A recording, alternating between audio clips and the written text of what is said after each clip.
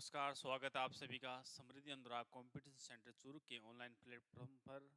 आज हम पढ़ते हैं करंट अफेयर्स के कुछ क्वेश्चंस। तो आज का अपना पहला क्वेश्चन है करंट अफेयर्स का। तो ये रहा अपना पहला क्वेश्चन। पहला क्वेश्चन है हाल ही में किस मंत्रालय ने राज्यों केंद्र शासित प्रदेशों को जल के कुशल पुनः उपयोग को बढ़ावा देने के लिए जल ही अमृत कार्यक्रम शुरू किया है? तो उस मंत्रालय का नाम बताना है जिसने जल ही अमृत कार्यक्रम को शुरू किया है। तो उसका क्या नाम है? तो उस मंत्रालय का नाम है अपना आवास और शहरी कार्य मंत्रालय। क्या है? आवास और शहरी कार्य मंत्रालय ने जल ही अमृत कार्यक्रम को शुरू किया है। तो अपने इस डिटेल पर पढ़ते हैं। इसके बाद देखो, आवास और शहरी कार्य मंत्रालय ने अमृत 2.0 के तहत जल ही अमृत कार्यक्रम शुरू किया है, जिसका उद्देश्य शहरी क्षेत्रों में उपचारित अपशिष्ट जल की गुणवत्ता में सुधार करना और इसके पुनर्चक्रण को बढ़ावा देना है। यह कार्यक्रम राज्यों और केंद्र शासित प्रदेशों को अच्छी गुणवत्ता वाले पुनर्चक्रण योग्य जल के उत्पादन के लिए सीवरेज ट्रीटमेंट प्लांट्स, कौन से? सीवरेज ट्रीटमेंट प्लांट्स के प्रबंधन के लिए प्रोत्साहित करने का लक्ष्य रखता है। यह एक क्लीन वाटर क्रेडिट सिस्टम, कौन सा? क्लीन वाटर क्रेडिट सिस्टम है जो शहरों के बीच प्रतिस्पर्धा को बढ़ावा देता है और प्रभावी जल प्रबंधन के लिए उनकी क्षमताओं को विकास करता है। एसटीपीएस का क्या मतलब हुआ? सीवरेज ट्रीटमेंट प्लांट्स को स्टार रेटिंग 3 से 5 स्टार के रूप में क्लीन वाटर क्रेडिट दिए जाएंगे, जो 6 महीने के लिए मान्य होंगे और इन रेटिंग्स के आधार पर प्रदर्शन आधारित प्रोत्साहन दिए जाएंगे। ये थी इसके बारे में कुछ डिटेल्स। ये था आज का अपना। नेक्स्ट क्वेश्चन देखो। नेक्स्ट क्वेश्चन है ओए खुर्सत रॉक शेल्टर, जो हाल ही में प्राचीन जीनोम की खोज के कारण समाचारों में था, किस देश में स्थित है? तो उस देश का नाम बताना है जो जहाँ क्या है ओए खुर्सत रॉक शेल्टर है। तो कहाँ है? दक्षिण अफ्रीका में। कहाँ है? दक्षिण अफ्रीका में। देखो इसके बारे में कुछ डिटेल्स अपन पढ़ते हैं। ओए खुर्सत रॉक शेल्टर, जो जॉर्ज दक्षिण अफ्रीका के पास स्थित है, ने लगभग 10,000 साल पुराने प्राचीन जीनोम प्रदान किए हैं। यह पुरातात्विक स्थल अपनी 12,000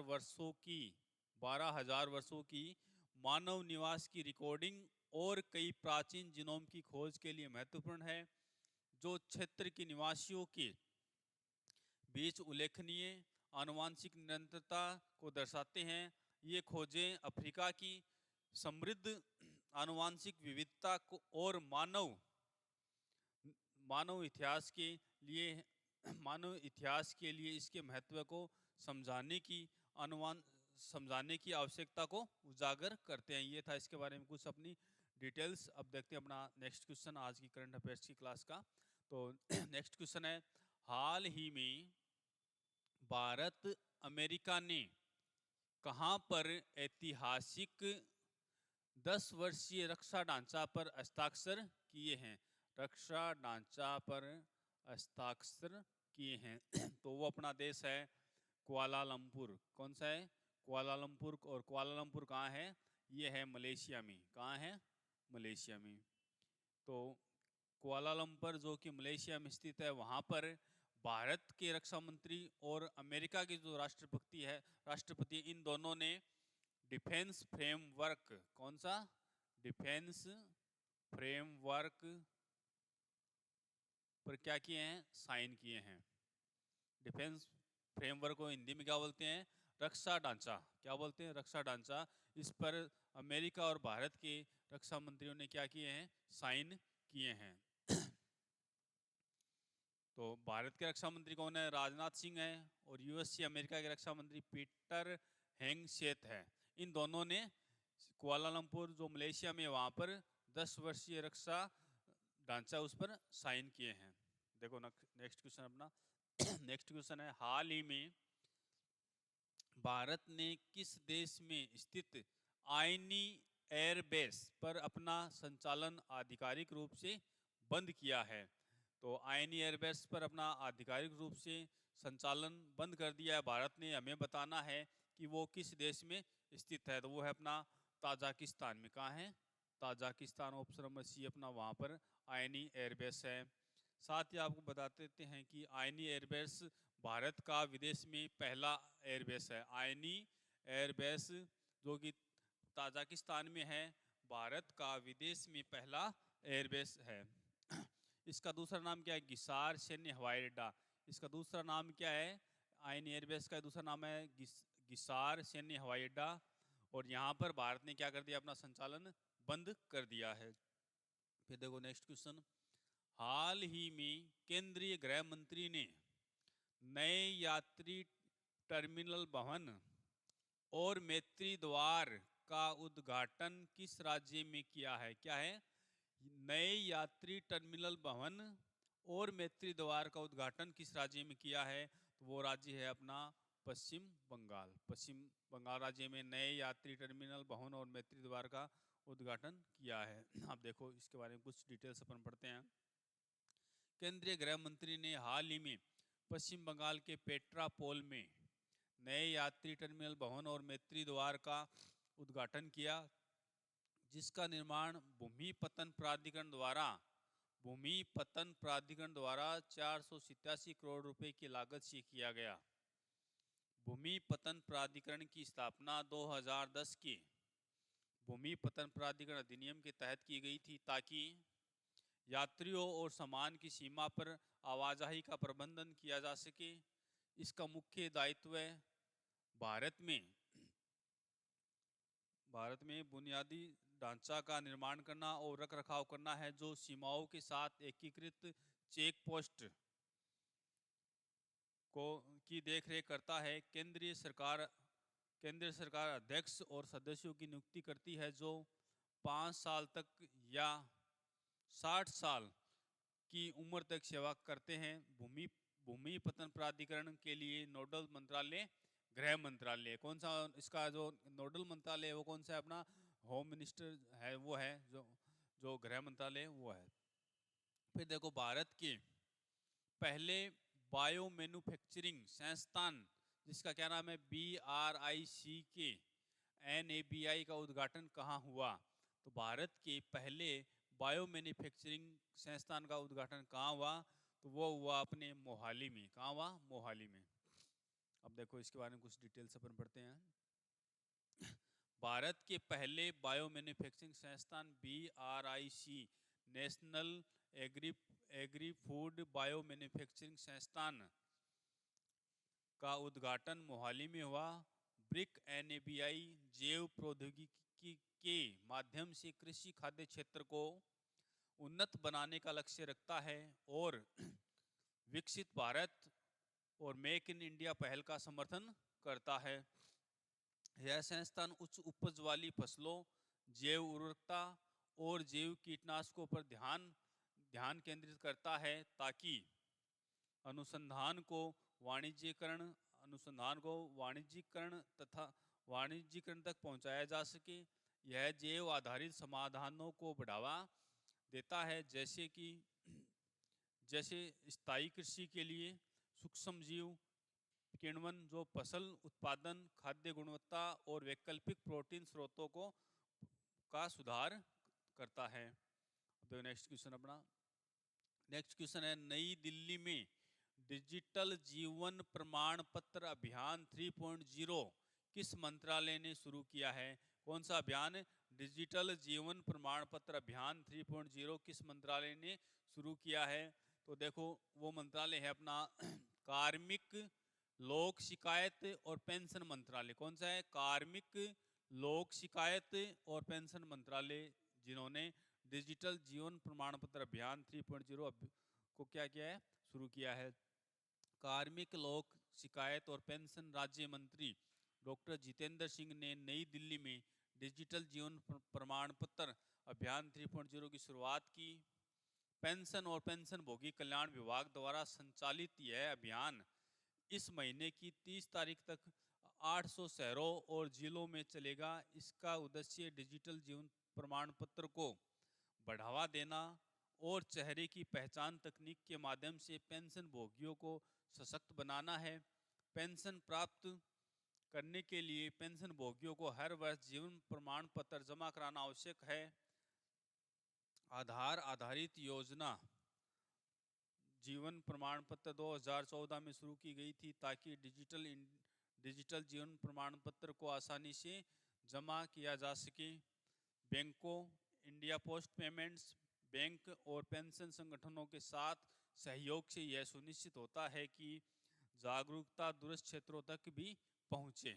तो ये पेंशन जिन को पेंशन मिलती है उनको जीवन प्रमाण पत्र प्रतिवर्ष जमा करवाना होता है, जिससे ये पता लग सके कि जिनको पेंशन मिल रही है वो व्यक्ति अभी क्या जीवित है। देखो आगे फिर नेक्स्ट क्वेश्चन अपना 10 नवंबर 2025 को दिल्ली के लाल किला मेट्रो स्टेशन के पास हुए शक्तिशाली कार विस्फोट को किस कानून के तहत दर्ज किया गया था, जो एक संदिग्ध आतंकवादी पहलू की ओर इशारा करता है। तो ये किसके द्वारा किया गया है, किस नियम के तहत क्या किया गया है, शिकायत की गई या मामला दर्ज किया गया है। तो वो अपना गैर कानूनी गतिविधियां रोकथाम अधिनियम, कौन सा, गैर कानूनी गतिविधियां रोकथाम अधिनियम UAPA, जिसको अपन क्या बोलते हैं अनलॉफुल एक्टिविटीज प्रिवेंशन एक्ट। ये कौन सा है, 1967 का अधिनियम है।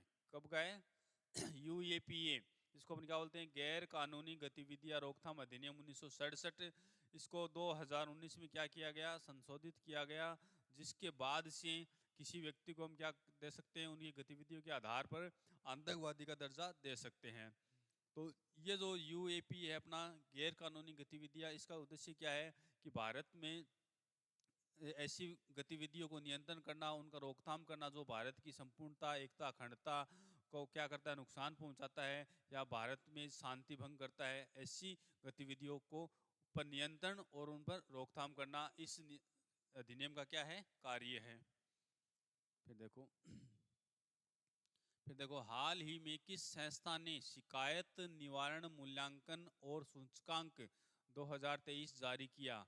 तो वो अपना किया है किसने किया है, प्रशासनिक सुधार और लोक शिकायत विभाग। कौन सा, प्रशासनिक सुधार और लोक शिकायत विभाग, जिसको अपन क्या बोलते हैं DARPG।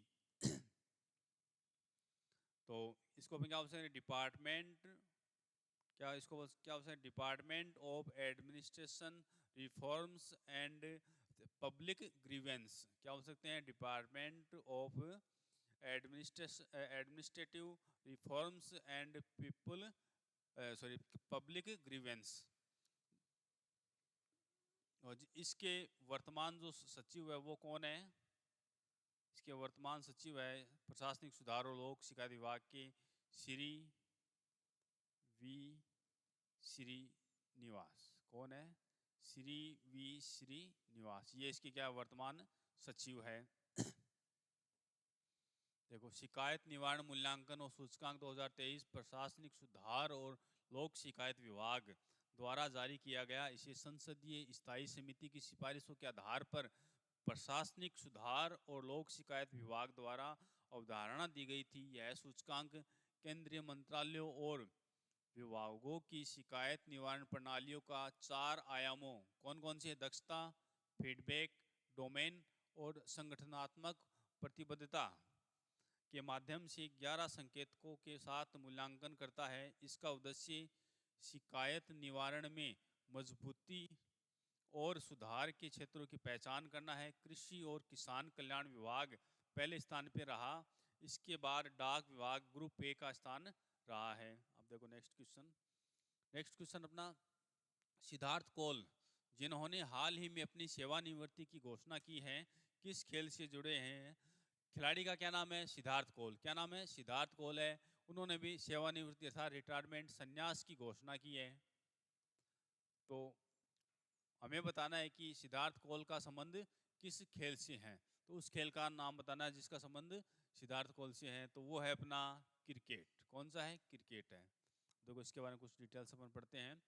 पंजाब के 34 वर्षीय तेज गेंदबाज कौन? सिद्धार्थ कौल। कहाँ के? ये पंजाब के हैं। ने भारतीय क्रिकेट से अपनी सेवानिवृत्ति की घोषणा की। उन्होंने 2018-19 के दौरान भारत के लिए 3 वनडे और 3 टी20 मैच खेले और 2008 की अंडर-19 विश्व कप विजेता टीम का हिस्सा थे, जिसमें विराट कोहली और रविंद्र जडेजा भी शामिल थे। कौल ने आईपीएल में Delhi Daredevils, Kolkata night Riders, Sunrisers Hyderabad और रॉयल चैलेंजर्स बेंगलोर के लिए खेला। उनके नाम फर्स्ट क्लास में 297, लिस्ट ए में 199 और टी20 में 182 विकेट हैं। सिद्धार्थ कौल या कौल विजय हजारे और सैयद मुश्ताक अली ट्रॉफी में सबसे ज़्यादा विकेट लेने वाले गेंदबाज हैं। सिद्धार्थ कौल है, उन्होंने एक तो विजय हजारे ट्रॉफी और सैयद मुश्ताक अली ट्रॉफी में सबसे ज़्यादा विकेट लेने वाले गेंदबाज हैं। तो आज की क्लास में हमने करंट अफेयर्स के कुछ क्वेश्चन पे चर्चा की है। तो आज की क्लास में हम इतने ही क्वेश्चन करते हैं। तो आप सभी का बहुत बहुत धन्यवाद।